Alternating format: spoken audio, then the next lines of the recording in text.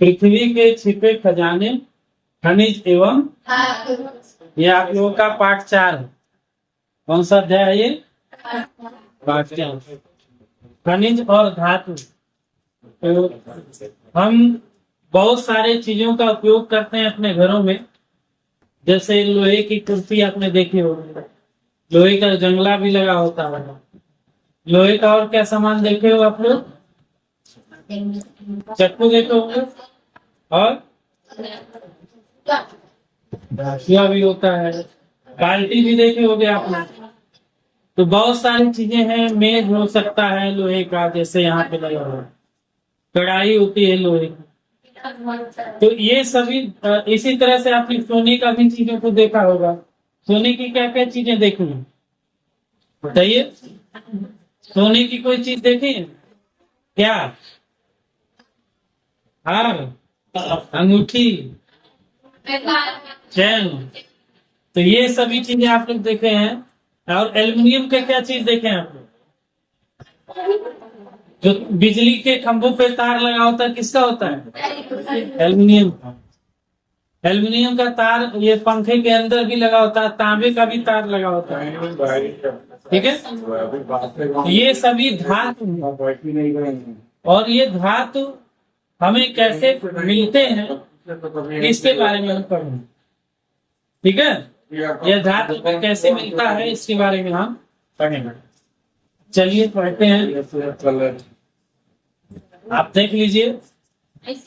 हम रोजमर्रा के जीवन में इन धातुओं का उपयोग करते हैं, लेकिन क्या आपने कभी सोचा ये कहाँ से आते हैं? कहाँ से आते हैं? जमीन के। क्या जमीन के अंदर हम खोदे तो हमको इस तरह से यही चीज मिलेगा? नहीं मिलेगा। क्या ऐसे बना बनाया तार मिलेगा? और हार मिलेगा क्या? ऐसा नहीं मिलेगा। तो इसको क्या होता है, पहले हम लोग जमीन से खनिज या अयस्क प्राप्त करते हैं, ठीक है। और इस अयस्क को फिर जो है धातु कर्म के द्वारा उससे धातु को अलग किया।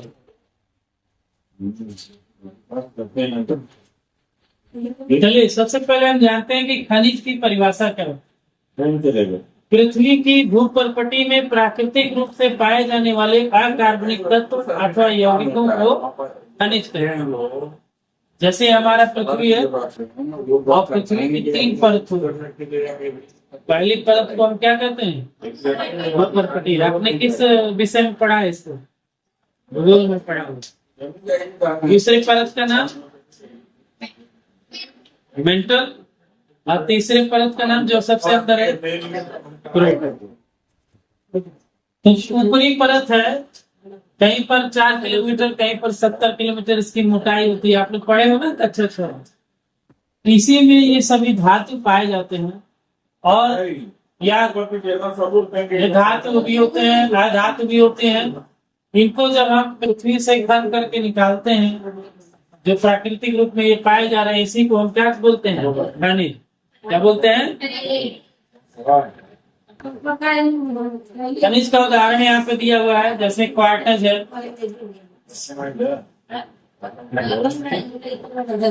यहाँ देख लीजिए, खनिज का उदाहरण है। पहला उदाहरण क्या है? क्वार्टज। दूसरा उदाहरण इसको इंग्लिश में माइका बोलते हैं। और तीसरा उदाहरण क्या है? हेमेटाइट। और चौथा उदाहरण क्या है? ऐसे बहुत सारे उदाहरण है, ठीक है। चलिए अब आगे बढ़ते हैं।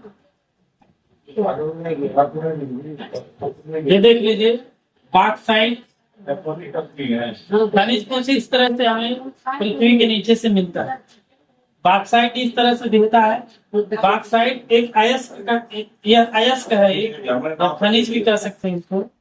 और ये एल्युमिनियम का खनिज है। इसमें से हमें क्या प्राप्त होता है? एल्युमिनियम। एल्युमिनियम से आपने देखा तार बनता है, बर्तन भी कुछ बनते हैं, कढ़ाई वगैरह। और ये मैग्नेटाइट का अयस्क। मैग्नेटाइट इस तरह से दिखता है, और इससे हमें लोहा मिलता है। इंग्लिश में लोहे को आयरन बोला है, ठीक है। चलिए और कुछ खनिजों के चित्र को देखते हैं।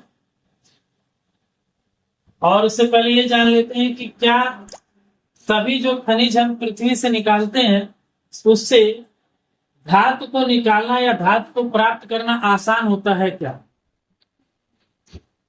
तो जैसे देखिए हमने पृथ्वी से खनन करके कुछ निकाला, ठीक है। अब सब सभी खनिज में कुछ न कुछ, मान लीजिए लोहा रहेगा, किसी में एल्युमिनियम रहेगा, लेकिन किसी खनिज में ज्यादा मात्रा में लोहा या एल्युमिनियम होता है और किसी खनिज में बहुत ही कम मात्रा में, ठीक है। तो अगर उस खनिज में आसानी से धातु निकल जा रहा है और कम पैसे खर्च करके निकल रहा है, तभी हमें वह खनिज निकालना फायदेमंद होगा, नहीं तो वह खनिज निकालना हमें फायदेमंद नहीं। जैसे लोहा मान लो कि अगर बना बनाया 80 या 90 रुपए किलो मिलता है, ठीक है, कोई भी चेयर लेंगे तो मान लीजिए लोहा 50-60 रुपए किलो हो सकता है। उदाहरण के लिए मान लीजिए कि लोहा 50 रुपए किलो बिक रहा है, ठीक। लेकिन अगर हमें जमीन से लोहा निकालने में 100 रुपए लग जाए तो क्या वह हमारे लिए फायदेमंद है? यानी कम पैसे में जब हम जमीन से निकालेंगे तब हम उसको ज्यादा पैसे में बेचेंगे, तब हमारे लिए वह आर्थिक रूप से लाभदायक होगा, अन्यथा लाभदायक। तो लगभग सभी चट्टानों में धात्विक खनिज होते हैं, परंतु यदि खनिज में देखिए सभी चट्टान, जितने भी चट्टान होते हैं उसमें धात्विक खनिज होता है, लेकिन अगर खनिज में धातु की मात्रा कम है, क्या है, कम है, तो उसे निकालना बहुत ही कठिन और महंगा हो जाता है। यहीं से अयस्क की अवधारणा है, ठीक है। जिस खनिज से धातु को निकालना आसान हो, कम लागत में निकल जाए और कम मेहनत में निकल जाए, वही खनिज अयस्क कहलाता है। क्या कहलाता है? अयस्क। यानी हमें अयस्क से निकालना चाहिए, न कि खनिज से, ठीक है। खनिज से निकालेंगे, किसी भी खनिज से निकाल देंगे तो क्या होगा, वह हमारे लिए महंगा पड़ेगा, आर्थिक रूप से लाभदायक। लेकिन अगर अयस्क से निकालेंगे तो वह हमें आसानी से निकल जाएगा खनिज और आर्थिक रूप से लाभदायक। तो अयस्क की परिभाषा क्या है? ऐसे विशेष खनिज जिनसे धातु का निष्कर्षण कम लागत में हो, क्या हो, कम लागत में हो। ऐसे खनिज जिनसे धातु का निष्कर्षण कम लागत में हो और अधिक मात्रा में हो,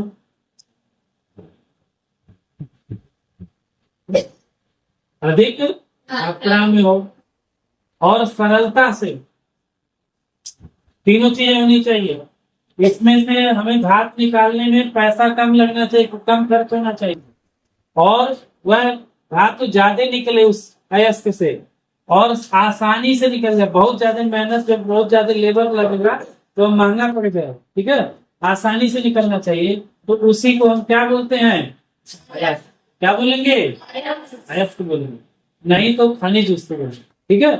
अगर ये तीन चीजें उसमें नहीं है, कम लागत में निकले, अधिक मात्रा में हो और सरलता से निकले अगर कोई धातु किसी खनिज से, तो उस खनिज को क्या बोलेंगे? अयस्क होता है। अयस्क कैसे खनिज है? अयस्क ऐसे खनिज है जिनसे धातु निकालना सरल और लाभकर होता है, लाभदायक। तो अगर हम आपसे कोई पूछे अयस्क किसे कहते हैं, ऐसे खनिज जिनसे धातु को निकालना सरल और लाभदायक हो, उसे हम क्या कहते हैं? अयस्क। आगे बढ़ते हैं।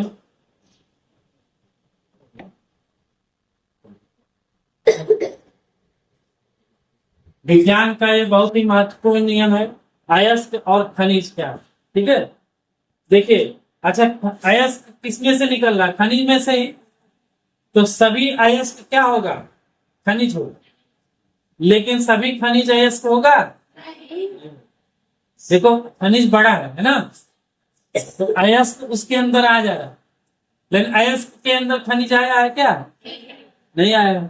तो हम कह सकते हैं कि सभी अयस्क खनिज होते हैं, लेकिन सभी खनिज अयस्क नहीं, क्योंकि कुछ खनिज से धातु को निकालना महंगा पड़ा, लाभदायक नहीं होता है, सरलता से नहीं निकलता। तो ये देखिए लिखा हुआ है सभी खनिज सभी खनिज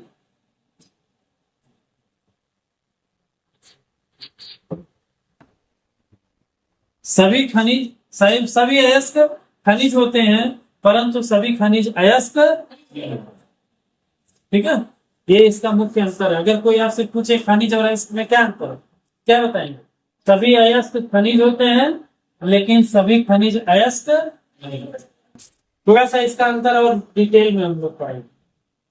देखिए, पहले तो परिभाषा में क्या अंतर है।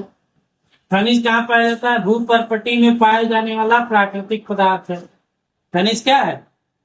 भूपर्पटी में पाया जाने वाला प्राकृतिक पदार्थ है। और अयस्क क्या है? लाभदायक निष्कर्षण वाले विशेष खनिज, यानी ऐसे खनिज है जिनसे धातु को निकालना लाभदायक। धातु की मात्रा क्या होगी? खनिज से कम या ज्यादा हो सकती, लेकिन अयस्क में हमेशा धातु क्या होती है? अधिक। निष्कर्ष क्या निकलता है इसके कि सभी खनिज अयस्क नहीं होते, लेकिन सभी अयस्क खनिज। तो ये तीन अंतर है। ठीक है, इन तीनों अंतर को आप लोग अच्छे से देख लीजिए। पहला अंतर, ये भूपर्पटी में पाए जाने वाले प्राकृतिक पदार्थ है, और ये ऐसा विशेष खनिज है जिनसे लाभदायक होता है धातु निष्कर्षण। दूसरा अंतर, खनिज से कम भी निकल सकता है धातु और ज्यादा भी, लेकिन अयस्क से हमेशा क्या होता है? अधिक ही निकलता है। तीसरा अंतर, सभी खनिज अयस्क नहीं होता है, और सभी अयस्क खनिज। तो ये तीन अंतर है। तीनों अंतर को आप लोग याद कर लेंगे। आगे हम देखते हैं कुछ प्रमुख धातुएं और उनके अयस्क। जैसे पहला धातु है लोहा। लोहा धातु है। लोहा को देखिए, लोहा से चुंबक भी बनता है। लोहा चुंबक में चिपक जाता है ना।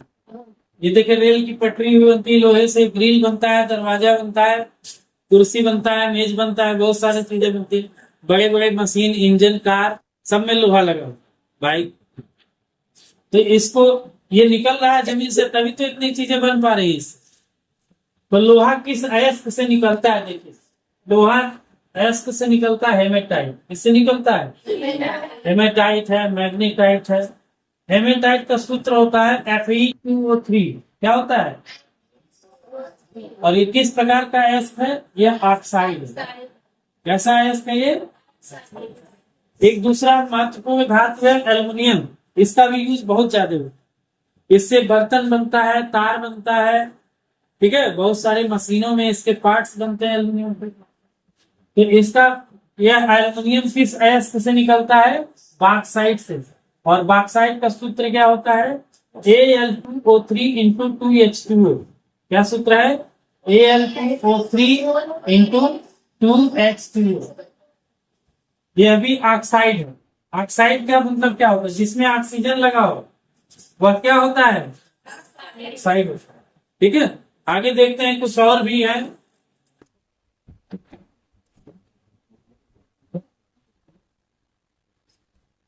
तांबा, तीसरा महत्वपूर्ण अयस्क धातु क्या है?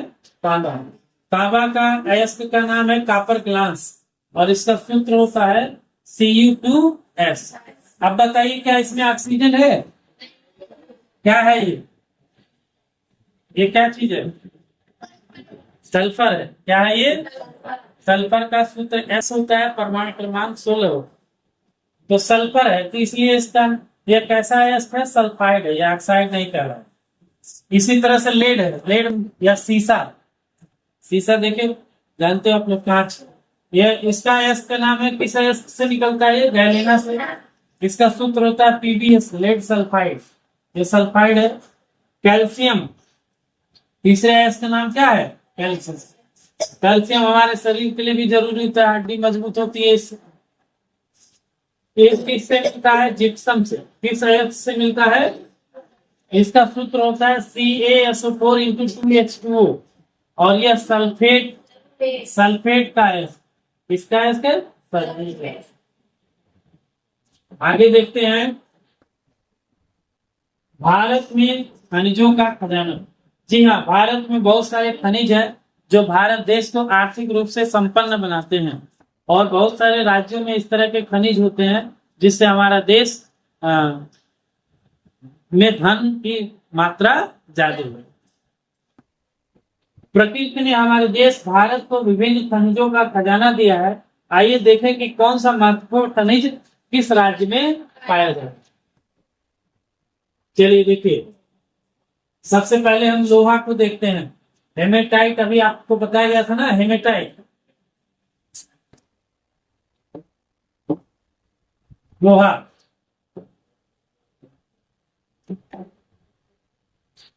हेमेटाइट, इसे बताइए क्या है भाई इसका?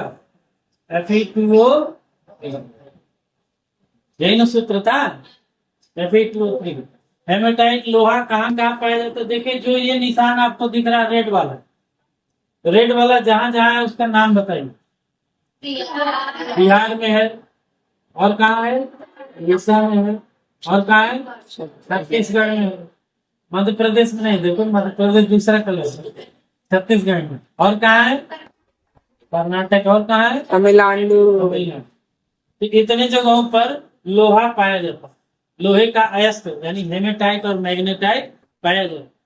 दूसरा महत्वपूर्ण जो धातु है वह तांबा। तांबा का कापर पाइराइट। अब इसका देखिए कहाँ कहाँ पाया जाएगा। देखिए जो गोल्डन कलर का है वही पे पाया, राजस्थान में। तो सबसे ज्यादा आंध्र प्रदेश में पाया जाता है, फिर बिहार, मध्य प्रदेश और फिर राजस्थान तांबा पाया जाता। ठीक है, चलिए दो धातुओं का आपने देख लिया। एक बार फिर से देखिए, बताइए लोहा कहाँ पाया जाएगा? बिहार, छत्तीसगढ़, उड़ीसा, कर्नाटक, तमिलनाडु। और तांबा कहाँ पाया जाएगा? आंध्र प्रदेश। चलिए आगे बढ़ते हैं और दूसरे धातुओं की उपस्थिति देखते हैं कि किस राज्य में। आइए, सोना बहुत ही महंगा धातु है ना, और इस समय बहुत महंगाई चढ़ गई है। सोना में देखिए, सोना कहाँ पे मिलता है? कर्नाटक में कोलार खान है, प्रसिद्ध है, वहां पर प्रकृति में मुक्त अवस्था में पाया जाता है। और एक आंध्र प्रदेश में पाया जाता है। तो सोना देखिए यहाँ पे है, ये रखो। और आंध्र सोना का सूत्र होता है AU। ठीक है, अच्छा लोहे का सूत्र क्या होता है? Fe।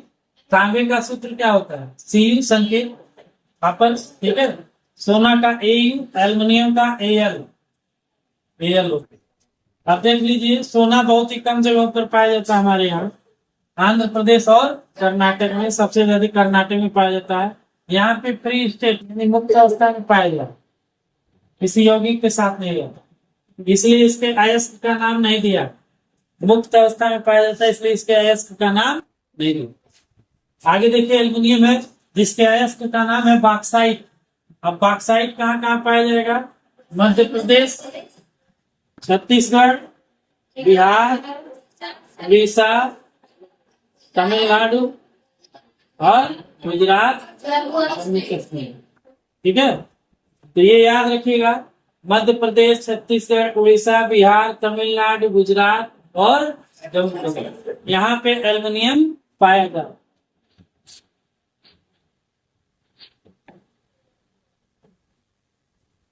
तो आप एक बार फिर से एक नजर में देख लीजिए, हमने खनिज में क्या पढ़ा? सबसे पहले पढ़ा कि खनिज क्या होता है, कहाँ पे पाया जाता है? भूपर्पटी में।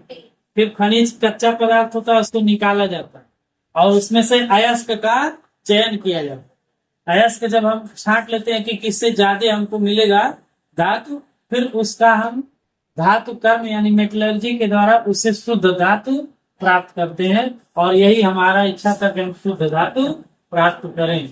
ठीक है, और शुद्ध धातु प्राप्त करने में मेहनत कम लगे, लागत कम लगे।